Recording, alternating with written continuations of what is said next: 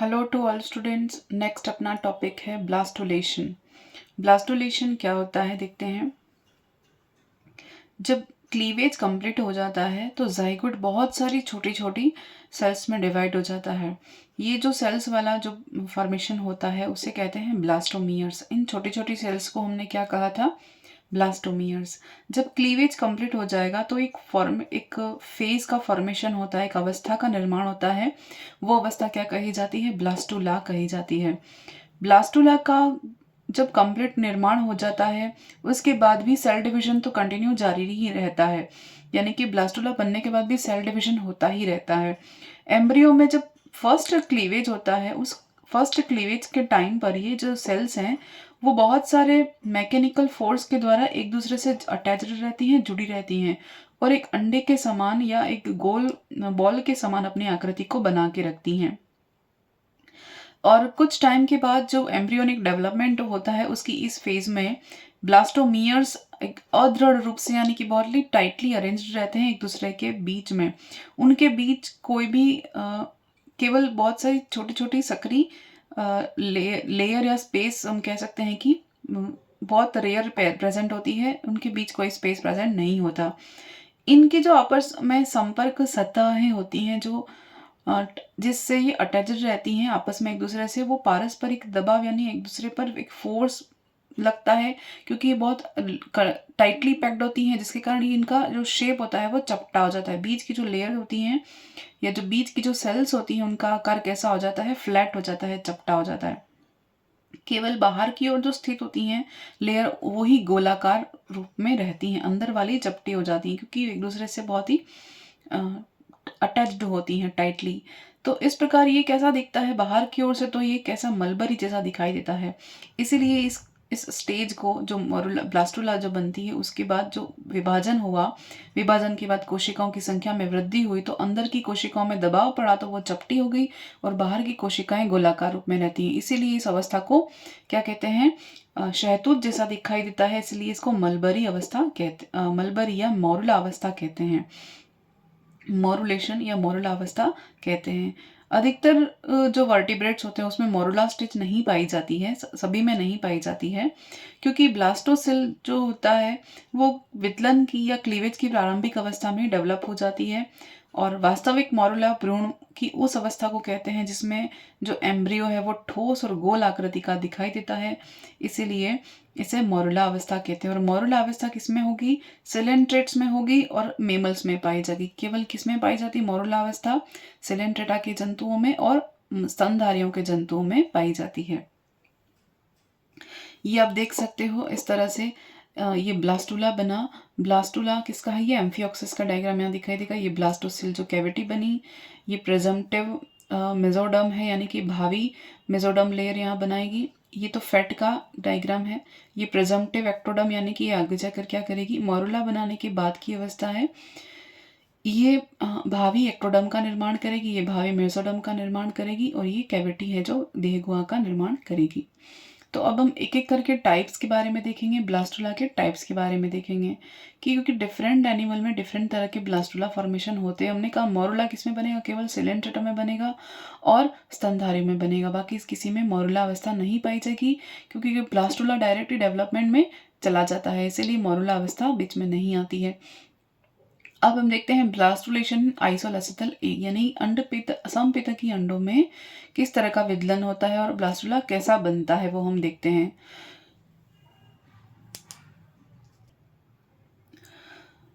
The blastocyst formed as a result of cleavage in isolacetal egg get arranged as a layer at the periphery of the embryo.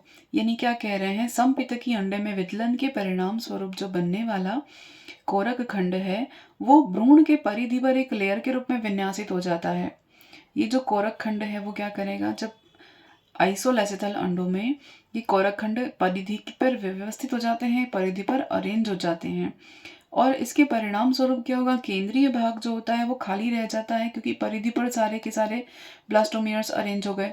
तो परिधि वाला भाग तो blastomere से arrange हो गया, एक सतह बना दी और सेंटर वाला पार्ट जो होता है वो खोखला रह जाता है, खाली रह जाता है, एक कैविटी बन जाती है और इस कैविटी को क्या कहते हैं? ब्लास्टोसिस्ट कहते हैं। This cavity formed is called blastocyst and the stage is called blastocyst.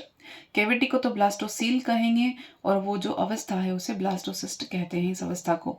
The blastocyst situated at the periphery from the carpals, यानी कि ब्लास्टोसिस्ट कहाँ रहेगी? परिधि पर से तो कोशिकाएं व्यवस्थित रहती हैं, लेकिन सेंटर में क्या हो जाएगा? ब्लास्टोसिस्ट बन जाएगी। और ये किस में देखा जाती है? ये एम्फिओक्सिस में हम देख सकते हैं। एग्जाम्पल यहाँ पर देख सकते हो आप। फिर ब्लास्टोसिस्टिन या ब्लास्टोलेशन इन मेसोलैसिथल एग। मेसोलैसिथल एग यानी मध्य पित्तकीय अंडे में जब कोरक भवन होता है तो उसमें किस तरह से होता है देखेंगे।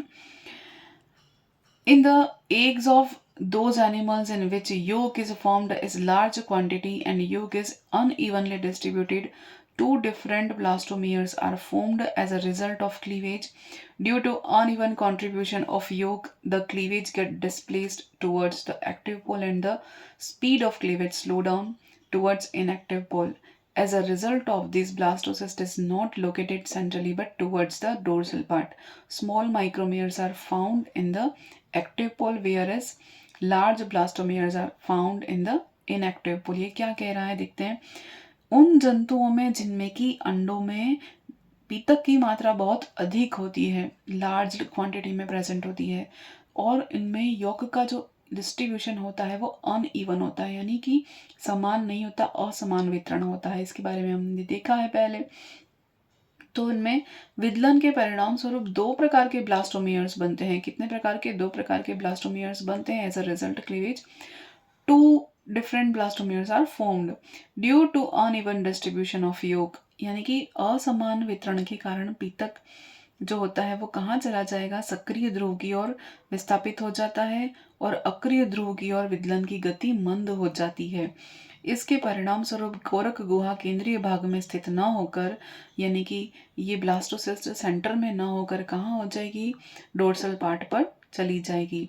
यानी कि गुहा कहाँ पर जाएगी? कैविटी कहाँ अरेंज हो जाएगी? डोर्सल पार्ट की ओर अरेंज हो जाएगी।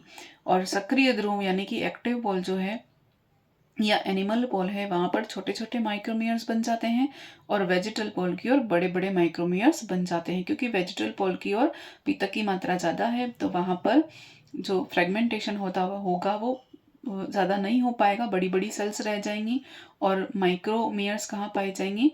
एनिमल पोल की ओर। इस तरह से हमने देखा कि ब्लास्टोलेशन मेसोलैसिथल एग में किस तरह का पाया जाता है। ब्लास्टोलेशन पोष कोरक प्रकार का निर्माण होता है। मैक्रोमियर और माइक्रोमियर दो पार्ट में डिवाइड हो जाते हैं। मेसोलैसिथल एग की एग्जांपल हमने देखे थे पिछले वीडियो में। मेसोलैसिथल एग का एग्जांपल फ्रॉग हमने देखा था, इसके अलावा भी फ्रॉग है, फिश हमने एग्जांपल देखे थे। थर्ड अपना है ब्लास्टोलेशन इन पॉलीलैसिथल egg. ब्लास्टोलेशन in polylecithal egg. Polylecithal eggs are found in reptiles, birds और in prototheria. प्रोटोथेरिया, रेप्टाइल्स और बर्ड्स में किस प्रकार के अंडे पाए जाते हैं? पॉलीलेसिथल यानी बहुपितकीय या अतिपितकीय अंडे पाए जाते हैं। The process of cleavage is limited to the germinal disc only, यानी कि जो क्लीवेज है वो कहाँ तक आकर रुकेगा? जर्मिनल डिस्क बनाकर यहाँ तक रुक जाएगा। और इस विदलन के साथ साथ बिंब के मध्य की कोशिकाएं नीचे की ओर स्थित पितक से अलग हो जाती हैं। यानी ये कोशिकाएं क्या करेंगी? Along with the cleavage the cell in the middle of the chamber get separated from the yolk situated below. यहाँ पर जो विदलन के साथ साथ बिंब के मध्य की कोशिकाएं वो नीचे की ओर स्थित पितक कोशिकाओं से अलग हो जाएंगी, यानी हाइपोब्लास्ट यहाँ पर जो दिख रहा है वो इससे अलग हो जाएगा। एपिब्लास्ट और हाइपोब्लास्ट बनाती हैं, लेकिन ये पितक की मात्रा ज़्यादा होती है, इसके कारण ये आगे की ओर खिसक जाएगा, फिर यहाँ पर स्पेस रह जाएगा। तो the marginal cell are situated above the yolk, यानी कि मार्जिनल यानी एपीब्लास्ट जो होता है वो योक के दूर स्थित हो जाता है। The central region is transparent and is called the transparent area which is called area pellucida. तो जो ट्रांसपेरेंट जो सेंटर पार्ट होता है वो कैसा रह जाता है? पारदर्शी हो जाता है, जिसको एरिया पेलोसिडा कहते हैं। और इसके चारों ओर संघनित परिधीय क्षेत्र को हम एरिया ओपेका कहते हैं। अगर जो अपारदर्शी पार्ट है उसको हम क्या कहेंगे, area opaca. In the transparent region a new layer of cell is formed on the floor of the submarginal cavity is formed blastocell. Now its outer layer is called epiblast and the new layer is called hypoblast. ये क्या कहना चाह रहे हैं कि अतिपितकीय अंडे किस में पाए जाएंगे, रेप्टाइल्स, बर्ड्स में और ब्रोटोथेरिया में हमने देख लिया। फिर यहाँ विदलन कहाँ तक होता है, जर्मिनल डिस्क तक ही सीमित रह जाता है। विदलन के साथ साथ बिंब के मध्य की कोशिकाएं नीचे की ओर से पितक से अलग हो जाएंगी और सीमांतीय कोशिकाएं पीतक के ऊपर रहती हैं, यानी कि जो मार्जिनल है वो पीतक के ऊपर रहेंगी और सीमांतीय कोशिकाएं अलग हो जाएंगी। ये अलग हो जाएगी और ये पीतक के पास रहेगी, लेकिन मार्जिनल जो कोशिकाएं भी पीतक के ऊपर स्थित रह जाती हैं। उसके बाद हमने क्या देखा, केंद्रीय क्षेत्र जो है वो पारदर्शी होता है, यानी कि जो सेंट्रल पार्ट होता है वो कैसा है, ट्रांसपेरेंट रहेगा, और जिसको हमने एरिया पेलोसिडा कहा है। और इसके चारों ओर जो संघनित क्षेत्र होता है, परिधीय क्षेत्र, वो एरिया ओपेका कहलाता है और पारदर्शी क्षेत्र कहलाता है। पारदर्शी क्षेत्र में सब जर्मिनल कैविटी के तल के ऊपर नए लेयर का फॉर्मेशन होता है, इसलिए इसे एपिब्लास्ट कहते हैं। और जब नीचे वाली लेयर का निर्माण होता है पीतक के ऊपर, तो इसको हमने हाइपोब्लास्ट कहा है। तो ये था ब्लास्टुलेशन इन पॉलीलेसिथल एग। अब हम देखते हैं blastulation in centrolecithal egg. Superficial cleavages found in centrolecithal egg. Blastocysts are not found in these eggs. As a result of superficial egg cleavage, dorsal blastocyst or pericyst is formed. Blastocysts are arranged in the form of a single layered blastoderm. Blastocyst remains attached to the yolk. This type of blastoderm is found in insect and some arthropods. क्या कह रहे हैं ये कि केंद्र पितकी अंडों में सतही विदलन पाया जाता है और इनमें कोरक गुहा नहीं बनती। इनमें क्या नहीं बनी, कोरक गुहा ही नहीं बनी, क्योंकि इनमें केंद्र में क्या पाया जाता है, बहुत सारा पीतक पाया जाता है। सतही विदलन के परिणाम स्वरूप पृष्ठीय कोरक या परिकोरक का, यानी पेरी सिस्टम ने बोला, ये डोर्सल ब्लास्टोसिस्ट का फॉर्मेशन होता है, यानी डोर्सल सरफेस पर आकर जो सिस्ट है वो रह जाएगी छोटी सी, और केवल एक स्तरीय कोरक चर्म के रूप में व्यवस्थित हो जाती है। ब्लास्टोडर्म एक सिंगल लेयर्ड में अरेंज हो जाती है, छोटी सी एक सतह के रूप में व्यवस्थित हो जाती है। तो कोरक चर्म, या हम कहेंगे कि ब्लास्टोडर्म पीतक को घेरे रहता है। ये ब्लास्टोडर्म जो है पूरे योग को घेरे रहेगा, यानी योग की मात्रा सेंटर में और बहुत ज़्यादा है। और इस प्रकार का आपको एग्जाम्पल किस में देखने को मिलेगा, इंसेक्ट्स में और ऑर्थ्रोपोड्स में देखने को मिलेगा। नेक्स्ट टॉपिक है different types of blastula. Blastula के अलग अलग प्रकार जो हैं वो एक एक करके हम देखेंगे। सबसे पहले हम देखते हैं सिलोब्लास्टुला। सिलोब्लास्टुला क्या होता है, the blastula found in echinodermata amphioxus is called coeloblastula. It is hollow ball-like structure. In these, blastocysts are arranged in single layer or multiple layered blastocyst. In these, blastocyst is large and is filled with mucopolysaccharide fluid. These type of blastula is formed by complete cleavage. क्या कह रहे हैं कि ये इस प्रकार का blastula, या इसको हिंदी में कहेंगे प्रगुही ब्लास्टुला, इकाइनोडर्मेटा और एम्फियोक्सिस में पाए जाने वाले कोरकों में प्रगुही ब्लास्टुला पाया जाता है। यह खोखली गेंद के समान रचना है और इसमें कोरक खंड एक स्तरीय बहुस्तरीय कोरक चर्म में या ब्लास्टोडर्म में व्यवस्थित रहते हैं और इनमें कोरक गुहा कैसी होती है, बड़ी होती है। आप देख सकते हैं ब्लास्टोसिल कैसी है, बड़ी है। और ये किससे भरी रहेगी, म्यूकोपॉलीसैकेराइड फ्लूइड से भरी रहती है। और इस प्रकार का ब्लास्टुला किसमें पाया जाएगा, होलोब्लास्टिक क्लीवेज, यानी कंप्लीट क्लीवेज जिसमें होता है। जैसे होलोब्लास्टिक क्लीवेज वाले एग्जांपल जो हमने देखे थे लास्ट वाले वीडियो में, पिछले जो भी वीडियोस देखे उसमें होलोब्लास्टिक क्लीवेज जो होता है वो आपका किसका एग्जांपल देख सकते हैं। ब्लास्टुला टाइप पूछे तो सिलोब्लास्टुला टाइप के हो सकते हैं, और एग्जांपल पूछे कि किन जीवों में होता है तो इकाइनोडर्मेटा और एम्फियोक्सिस इसका बेस्ट एग्जांपल हमने देखा भी था। अगला अपना टाइप है एम्फीब्लास्टुला। एम्फीब्लास्टुला को उभय कोरक भी कहते हैं। उभय कोरक ये देखते हैं, in these type of blastocyst two type of In these type of blastocyst, two types of blastocyst segment are found. Microsegments are located at the active pole while megasegmented are found at the vegetative pole.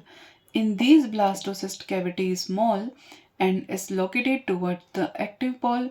These type of blastocyst found in frog, Porifera, it is filled with alkaline albuminous fluid secreted by a small part of micromeres। ये क्या कह रहे हैं, एम्फीब्लास्टुला या उभय कोरक, इस प्रकार के जो कोरक होते हैं इनमें दो प्रकार के कोरक खंड बनते हैं।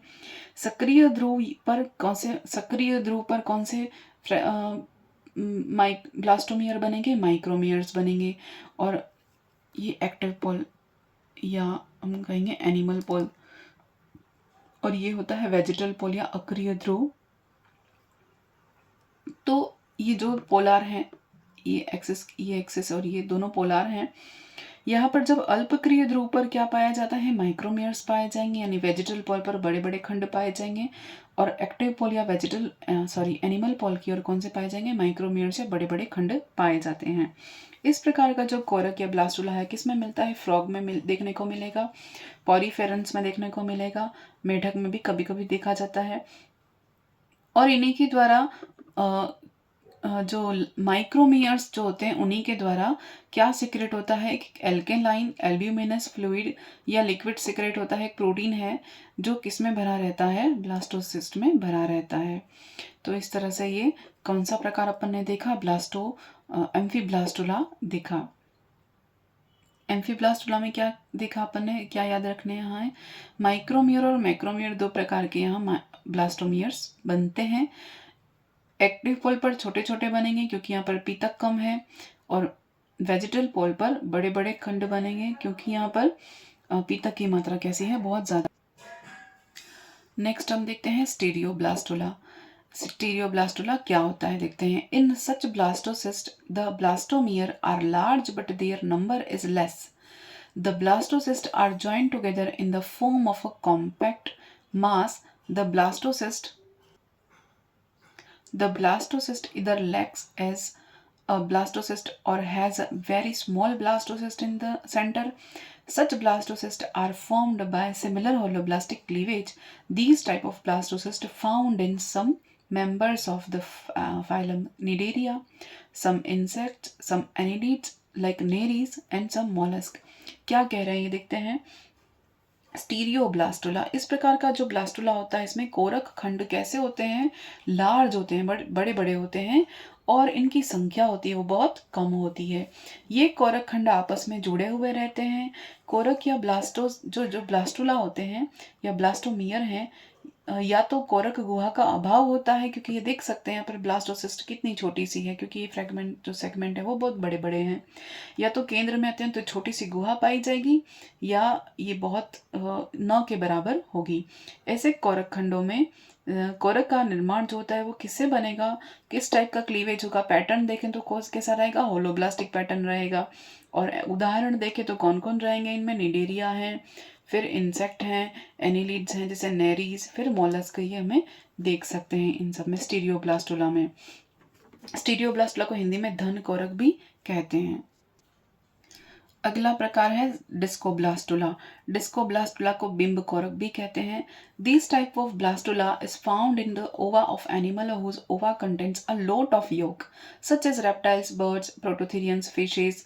The formation of plateaublastula is done by plateau cleavage.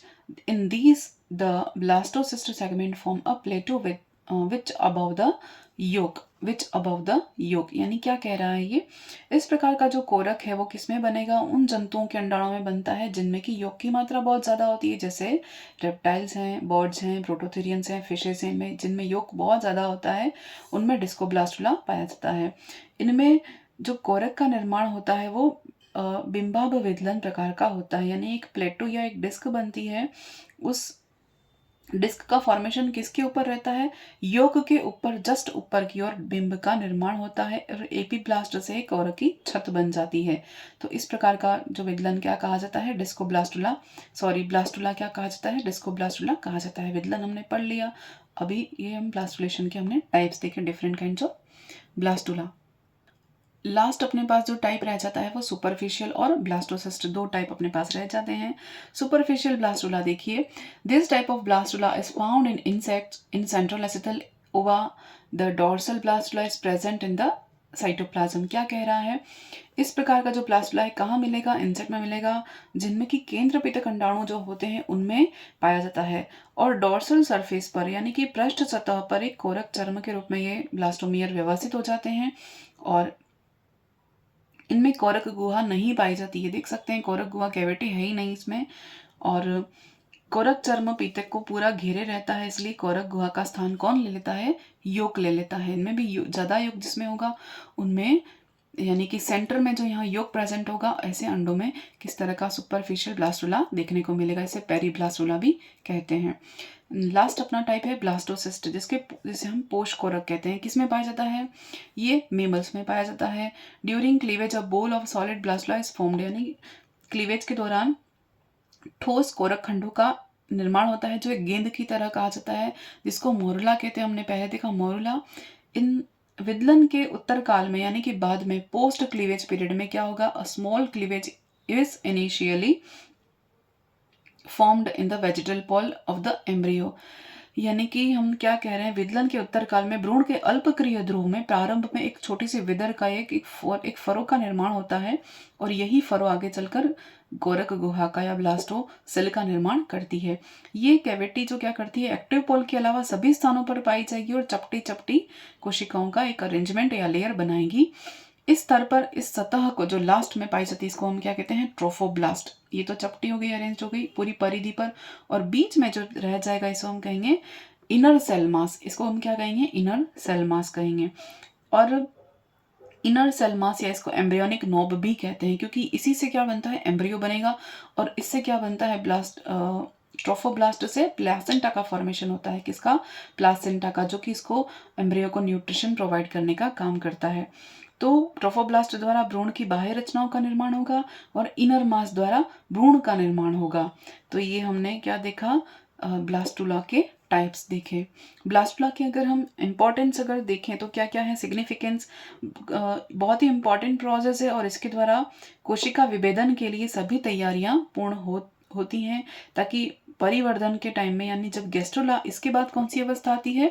Gastrulation अवस्था आती है। तो गैस्ट्रोलेशन के लिए जितने भी प्रोसेस हैं उसके लिए ब्लास्टुलेशन ज़रूरी है। तो यहाँ सारी तैयारियां यहाँ कंप्लीट हो जाती हैं। और ब्लास्टुलेशन के दौरान जो भी ब्लास्टोसेल बनती है उसी से गैस्ट्रोलेशन में आगे जाके जो प्रेजम्पटिव एरिया, जो हमने फर्स्ट देखा था डायग्राम, वो प्रेजम्पटिव एरिया का फॉर्मेशन होता है और ब्लास्टोसेल से कैविटी फॉर्मेशन होती है। और जो ब्लास्टोलेशन है वो क्लीवेज को बंद करने के लिए भी ज़रूरी है, यानी क्लीवेज को स्लो डाउन करने के लिए ब्लास्टुलेशन ज़रूरी है। तो हमने यहाँ पर आज ब्लास्टुलेशन का चैप्टर ख़त्म कर दिया है। अभी तक किसी को कोई प्रॉब्लम आए तो आप बता सकते हैं। Thank you.